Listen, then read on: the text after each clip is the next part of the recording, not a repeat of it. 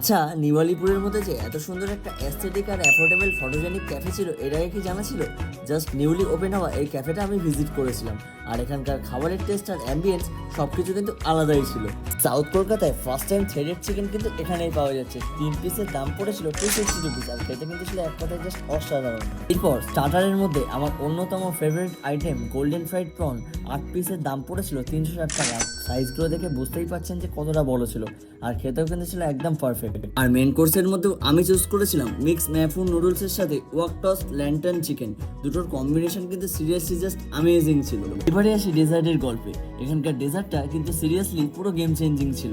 আমরা সব জায়গাতে ইউজুয়ালি বিস্কাপ চিজকেক আর অরিও চিজকেক ট্রাই করে থাকি, কিন্তু এখানকার শোস্টপার আইটেম হলো চুরোস উইথ হট চকলেট। 6 পিসের দাম পড়েছিল 220 টাকা। এটা কিন্তু খেতে ছিল একদম মাইন্ড ব্লোয়িং। তাহলে বন্ধুরা, এটাই হচ্ছে ক্যালকাটা 53 ক্যাফে, যেটা রয়েছে নিওয়ালিপুর পেট্রোল পাম্পের ঠিক কাছে। এক্সাক্ট লোকেশন ক্যাপশনে দেওয়াই থাকছে। আপনাদের বন্ধুদের সাথে রিলটা শেয়ার করতে একদম ভুলবেন না।